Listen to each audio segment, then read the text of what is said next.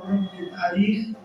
اب عاشور، عصر عاشور تک جو کچھ تھا وہ مسئلہ شہدائے کربلا، بلکہ خاص کر شہید اعظم امام حسین علیہ السلام سید الشہداء امام حسین علیہ السلام سے مربوط تھا۔ لیکن عصر عاشور کے بعد جب کربلا کے میدان میں سیاہ آندیاں چل چکی، فرات کے پانی نیزے اچھل چکے اور قد قتل الحسین بکربلا کی آواز گونج چکی، مسائل نہیں، میں اپنی بات کو کریں گے۔ اس کے بعد کا مرحلہ جو ہے جو آتا ہے وہ زینب کی سکوت ہو جاتا ہے، اور جب کہ جناب زینب کے ہی زمانے میں دو امام اسی کربلا کی سرزمین پر پائے جاتے ہیں، دو امام، ایک نہیں دو امام اسی کربلا کی سرزمین پر پائے جاتے ہیں۔ اور جب کربلا میں جلتے ہوئے خیام سے دو اماموں کا زینب کا بچانا یاد آتا ہے تو نانا کا وہ دوش یاد آتا ہے کہ جب ایک دوش پر حسن ہوتے تھے ایک پر حسین ہوتے تھے۔ آپ موازنہ کرتے جائیے کہ امامت جب کہیں امامت کی اٹھانے کا مسئلہ آیا ہے یا محمد نے اٹھایا ہے یا محمد کی نوازی زینب سوال کریے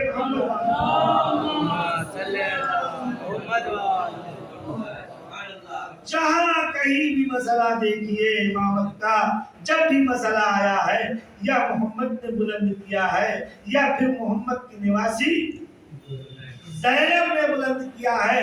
تو اب یہ کہنے دیجئے کہ کربلا کے میدان میں زینب بیٹی بن کر نہیں آئی تھی، زینب محمد بن کر آئی تھی۔ ایک سباق کا اور سہارا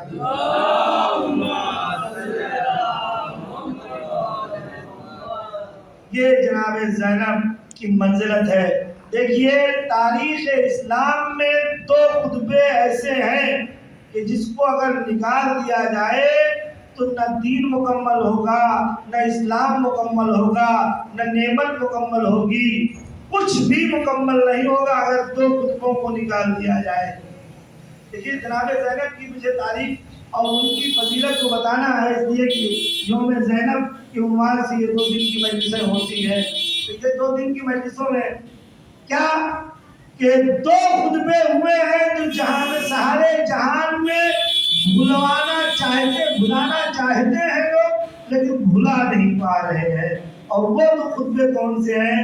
میں اشارہ کروں کہ ایک خطبہ ہے غدیر کا، ایک خطبہ ہے غدیر کا اور دوسرا خطبہ ہے شام میں۔ ایک غدیر کا خطبہ، دوسرا شام کا خطبہ۔ غدیر کے خطبے کو ارشاد فرمایا محمد مصطفیٰ صلی اللہ علیہ وآلہ وسلم نے، اور شام کے خطبے کو آپ کی نوازی جناب زینب کبریٰ اولیاء مقام نے ارشاد فرمایا۔ اور دونوں تاریخ کا وہ خطبہ ہے کہ اگر نبی نے اعلان ولایت نہ کیا ہوتا تو دین کامل نہ ہوا ہوتا، نعمتیں تمام نہ ہوئی ہوتی۔ اور زینب نے جو خطبہ دیا ہے، اگر یہ خطبہ نہ دیے ہوتی تو اسلام ختم ہو جاتا، اسلام کو کوئی ماننے والا نہ رہ جاتا۔ تو الفاظ کو بدل کر میں یہ کہوں کہ نبی نے غدیر میں جو خطبہ دیا تھا وہ اعلان ولایت تھا، ولایت کا اعلان کیا گیا تھا۔ مانے یا نہ مانے اعلان کر دینا آسان ہے، اعلان کرنے والے نے اعلان کر دیا، مانے زمانہ یا نہ مانے۔ تو نبی نے غدیر میں اعلان کیا، اعلان ولایت، لیکن زمانے والوں نے یاد کیا یا نہیں کیا، مانے یا نہیں مانے، یہ شرط نہیں ہے، یہ آسان ہے۔ لیکن زینب نے دربار شام میں ولایت کو منوایا ہے، بچایا ہے۔ سلوات پڑھیے محمد وآلہ دربار شام میں زینب نے، اور مذاق بات نہیں ہے۔ آپ یہ بتائیے کہ یزید جیسا انسان کہ جس نے سارے اہل حرم کو قید کر لیا ہو اور چن چن کے آل رسول کو شہید کر دیا ہو، کر دیا یا کروا دیا، جو بھی بہرحال، ایسے انسان کے لیے کیا مشکل تھی کہ زنجیروں میں جکڑا انسان، بیڑیوں میں جکڑا انسان، گلے میں اتنا بھاری توڑ کہ گردن اٹھا نہیں سکتے تھے، پیروں میں ایسا لنگر کہ جس کے اندر کیلیں پڑی ہوئی تھی، ایسے میں اس کو قتل کرنے میں کیا تھا؟ لیکن اگر یزید قتل نہیں کر پایا امامت کو تو اس کی وجہ صرف اور صرف زینب ہے۔ یزید کو معلوم تھا کہ اگر ہم نے ہاتھ بھی بڑھا دیا تو زینب ہمارا ہاتھ نہیں سر بھی گرم کر دے گی۔ سلوات پڑھیے محمد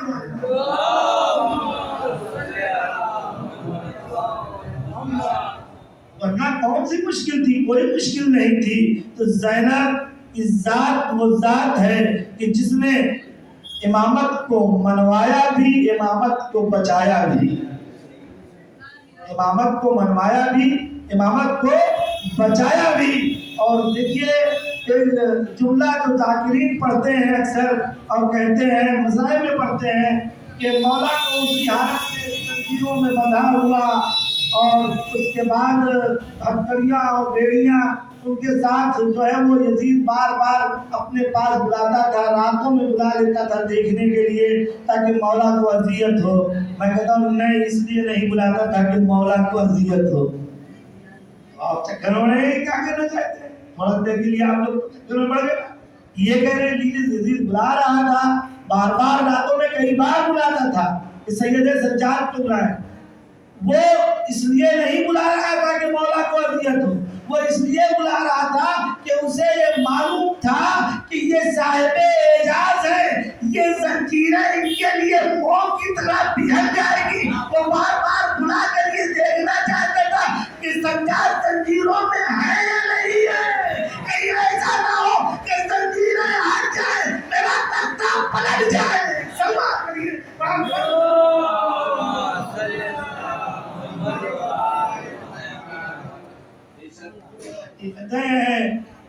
جب میں نے پہلے بھی آپ سے کہا کہ ہم نے کربلا کے شہداء اور کربلا کے اسیروں کا صرف مصائب سے تصور کیا ہے، لیکن مصائب کے اندر جو فضیلتیں پائی جاتی ہیں نا ان کو نکالیے اور پھر نکالنے کے بعد اپنے کردار کی زینت بنائیے کہ اتنی مصیبت میں ان کے کردار کیا تھے۔ میں ایک بات بتاؤں کہ ظلم جب ظلم کرتے کرتے تھک جاتا ہے اور اس کی سمجھ میں کچھ نہیں آتا تو وہ مکاریوں پر اتر جاتا ہے۔ ظلم جب کچھ کر نہیں پاتا تو مکاریوں پر اتر جاتا ہے، یعنی جب پھنس جاتا ہے۔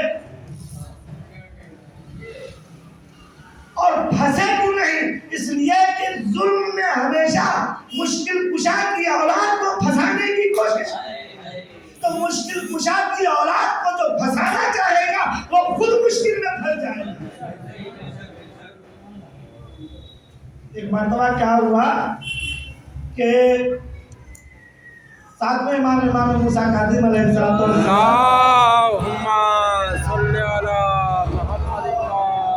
اپنے وقت کے بادشاہ حاکم کے ساتھ تھے۔ ظاہر بات ہر زمانے میں، ہر امام کے زمانے میں کوئی حاکم رہا ہے، تو جو بھی رہا ہو حاکم تھا۔ حاکم یہ چاہتا تھا کہ ہم ان کے ظلم کے ذریعے سے قید خانے میں امام موسیٰ کاظم علیہ السلام کی زندگی پوری، یعنی کائنات کا ایک ایسا امام ہے، حتیٰ سید سجاد امام زین العابدین علیہ السلام بھی بیڑیاں پہنے، ہتھکڑیاں پہنے، لیکن رہائی کے بعد نکالا گیا ہے، یعنی جب دنیا سے گئے تو ہتھکڑیوں میں بیڑیوں میں نہیں گئے۔ لیکن امام موسیٰ کاظم علیہ السلام کائنات کے ایک واحد امام ایسے ہیں کہ جو دنیا سے گزر گئے لیکن سلاسل میں قید رہے، ہے نا؟ اب آئیے ٹھیک ہے، میں فضیلتوں کو بتانے کے لیے کر رہا ہوں. جب دیکھا کہ ہم اذیتیں دے چکے، قید کی اذیت دے چکے، جیل کی اذیت دے چکے، جدا کی اذیت دے چکے، زنجیر ہم پہنا چکے، سب کچھ پہنا چکے، اس کے باوجود یہ موت آ ہی نہیں رہی ہے، موت آ ہی نہیں رہی ہے.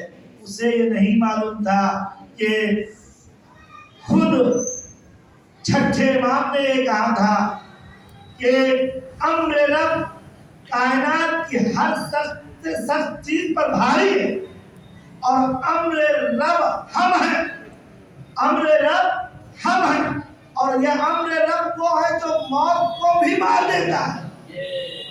امر رب وہ ہے جو موت کو بھی مار دیتا ہے. پھر امام کہتے ہیں اور امر رب ہم ہیں، بتانا یہ چاہتے تھے ہم ہی وہ ہیں جو زندہ بھی کرتے ہیں، مار بھی دیتے ہیں. معلوم تھا لیکن مارنے کے چکر میں لگا ہوا تھا، شہید کرنے کے چکر میں لگا ہوا تھا، بہانہ تلاش کر رہا تھا، چاہتا تھا کہ ہم کسی طرح انہیں شہید کر دیں اور زمانہ یہ کہے کہ بادشاہ کی کوئی غلطی نہیں ہے. ذرا دیر کے لیے توجہ دیجیے گا، تھکے آپ ہیں ضرور، لیکن میں اکبرپور سے آ رہا ہوں اور وہاں سے مجھے بھی ٹھنڈی ٹھنڈی ہوائیں لگی، مجھے بھی نیند آ سکتی تھی، لیکن آپ ذرا تھوڑی دیر کے لیے ساتھ دیجیے گا، اس کے بعد مسائل میں مصاب ہوئیے گا. تھوڑا سا کیونکہ آخری مجلس سے میں چاہتا ہوں کچھ پیغام دیتا ہوا چلا جاؤں کہ امام کاظم علیہ السلام کے لیے سازش رچی، سازش رچنے کے بعد کہا کچھ ایسا کیا جائے کہ امام کو قتل بھی کر دیا جائے، دھبا بھی اپنے اوپر نہ آئے. کیا کیا جائے؟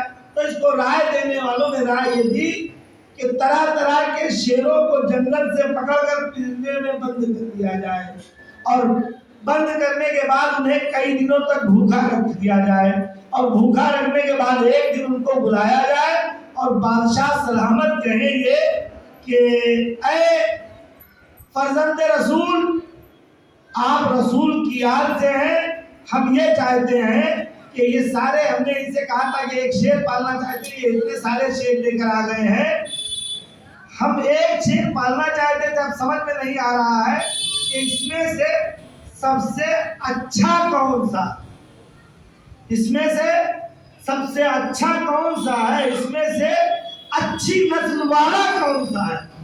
اور اس بہانے سے امام کو بلایا، امام آئے.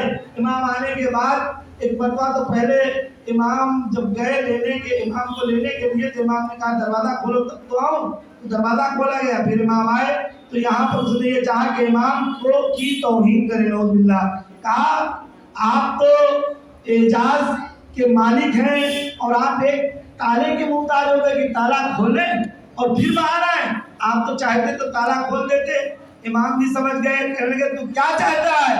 اگر میں چاہوں اور کہتی تو ابھی یہ دیوار سونے کی ہو جائے گی.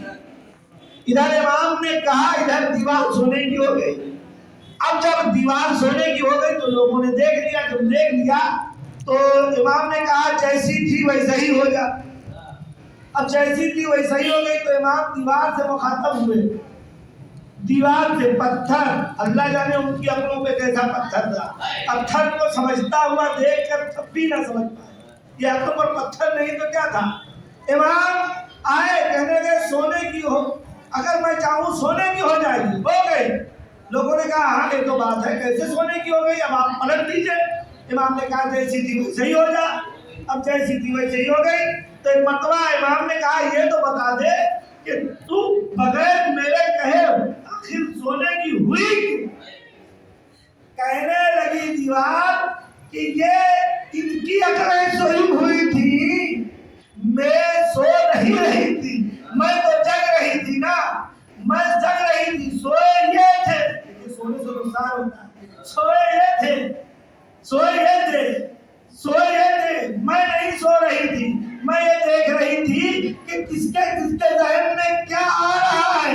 جب آپ نے یہ کہا تو اس میں سے ایک بدشعور کے ذہن میں آیا یہ کیسے ہو سکتا ہے. ہم نے ہو کر بتایا کہ دیکھو ایسے ہو سکتا ہے. چلو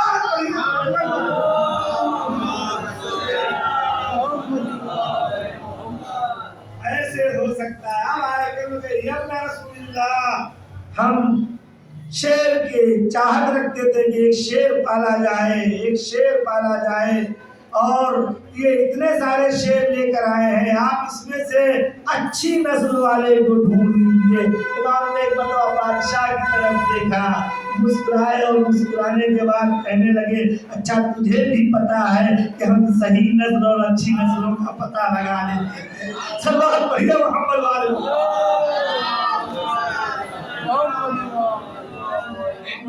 जाग करके नारे तकबीर, अल्लाहु अकबर, नारे तकबीर, अल्लाहु अकबर, या रसूल अल्लाह, नारे रिसालत, या रसूल अल्लाह, नारे हैदरी, या अली, नारे हैदरी, या अली, नारे सलवात।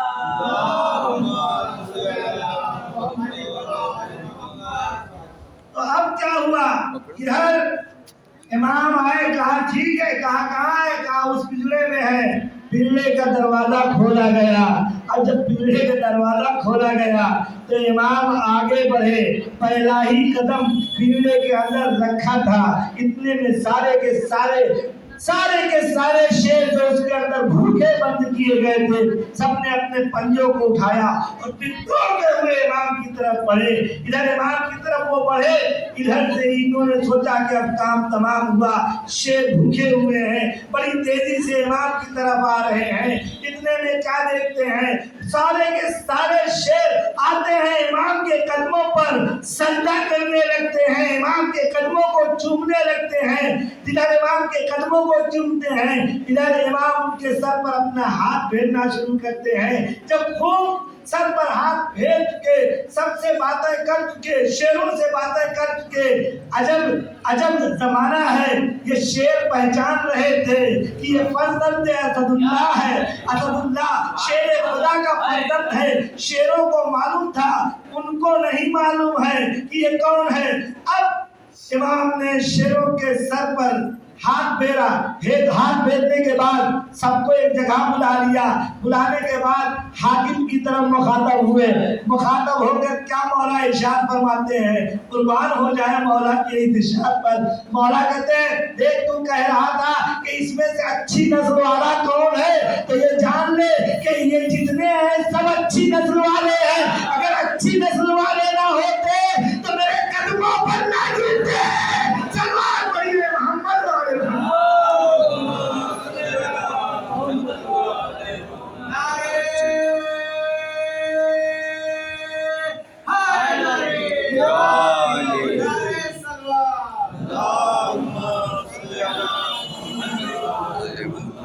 जी जनाब ज़ैनब के मर्तबे को बताना था मुझे, ये बात आ गई तो मैंने सोचा कि एक पैगाम ये भी यहाँ पर पहुँचा दूँ।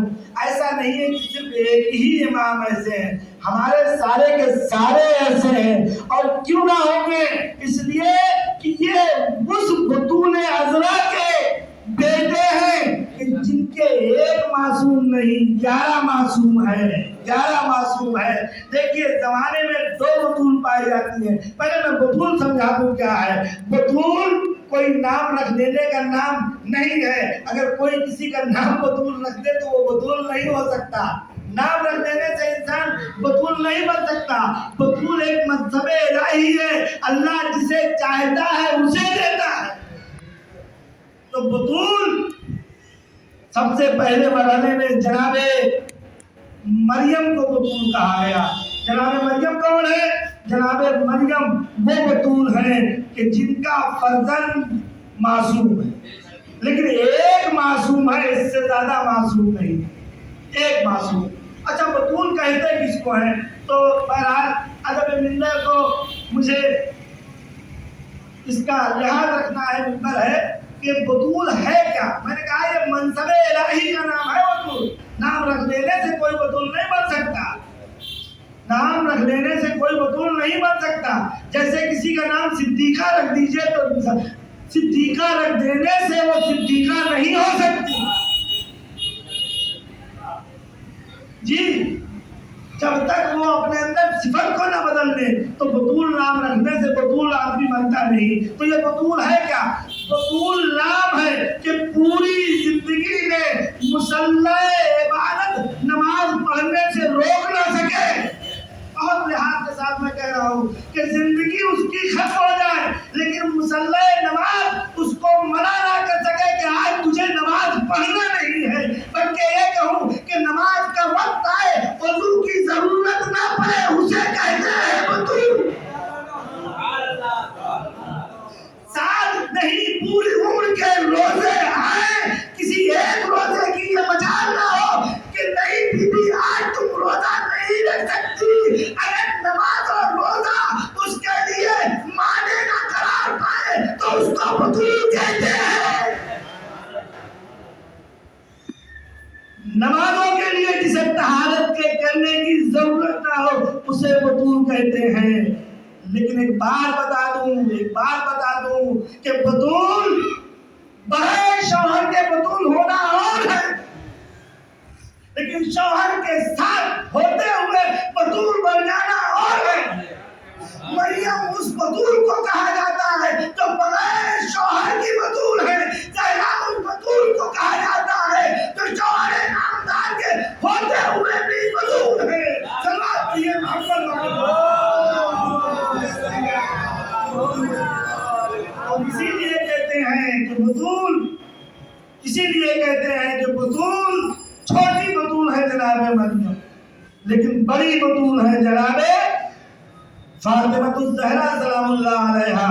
اس کی وجہ یہی ہے کہ جناب مریم کی ایک اولاد معصوم ہے، جناب فاطمہ الزہرا کی 11 اولادیں معصوم ہے۔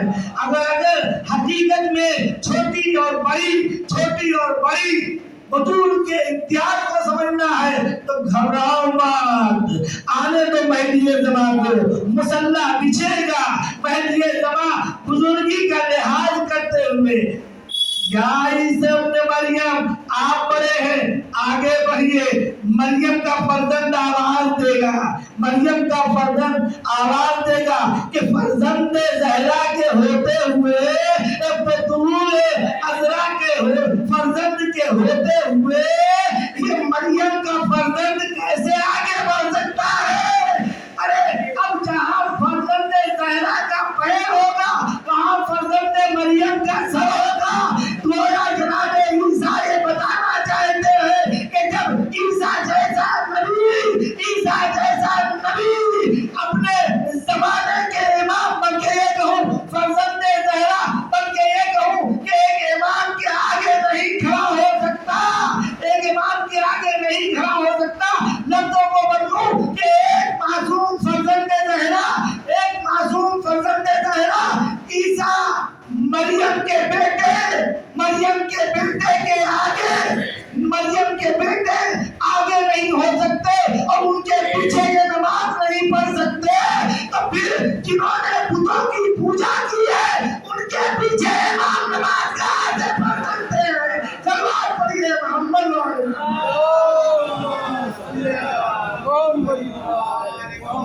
تھوڑا سا سہارا دیجیے، صلوات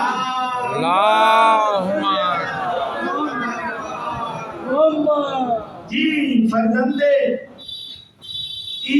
مریم نے یہ بتایا کہ دیکھو جب نبی جیسا نبی، وہ بھی بطول کا فرزند نبی، اگر اس کے پہلے بطول عذرا کا فرزند نہیں آ سکتا، آگے نہیں ہو سکتا، امامت نہیں لے سکتا، تو زمانے کے اور لوگ امامت کہاں سے لے سکتے ہیں؟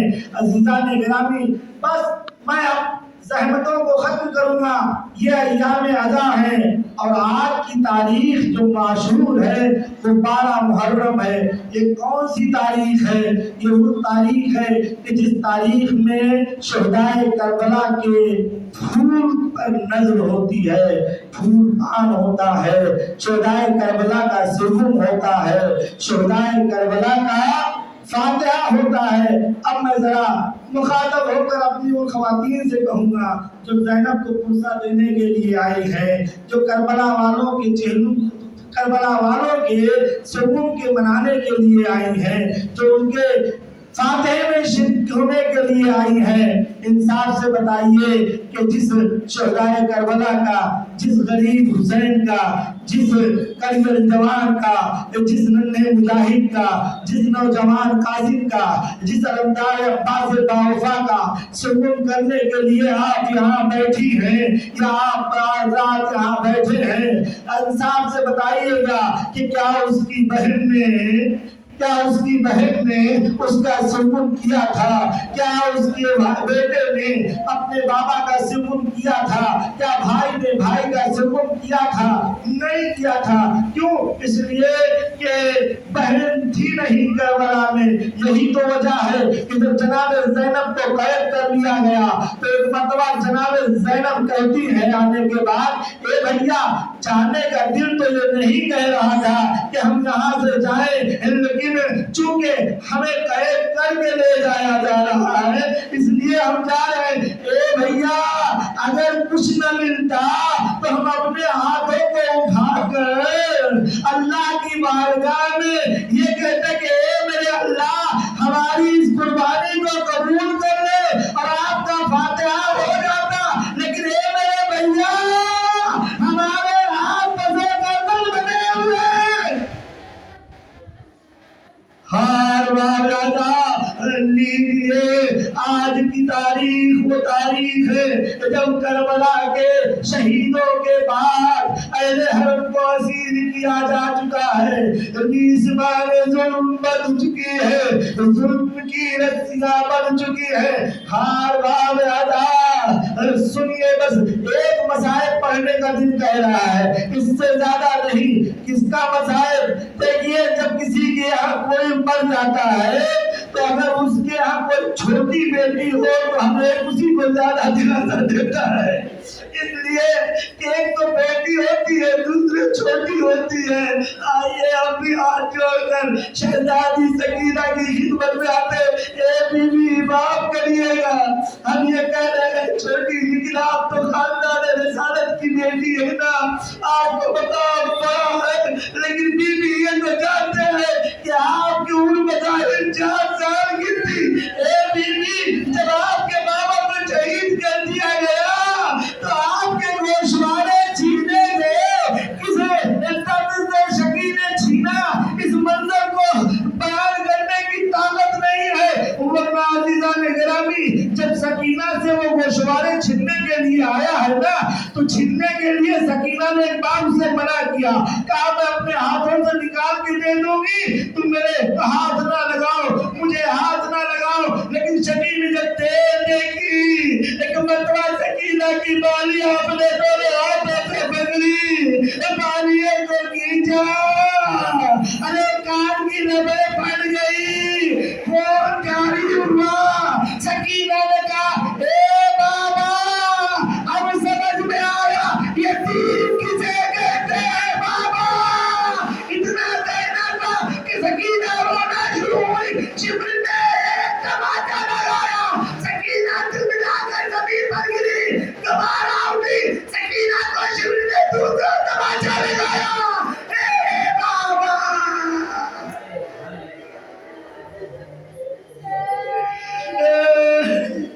اے بابا ہار راجا، اب جب سارے کے سارے اہل حرم کو اسیر کر لیا گیا، اونٹوں پر بٹھا دیا گیا، ایک مرتبہ شبر مرہون آتا ہے، ایک چھوٹا سا اونٹ لے کر آتا ہے جس پر کجاوا نہیں ہے۔ شبر سے فوج یزیدی کہتی ہے کہ اب یہ کس لیے اونٹ لایا ہے؟ ساری بیویاں اونٹ پر سوار ہو چکی ہیں، آخر اب کیا ضرورت ہے؟ کیسے باندھا گیا تھا بیویوں کو یہ بتانے کی کام نہیں ہے، لیکن سنیے جناب سکینہ کے مسائل کو پڑھنا ہے۔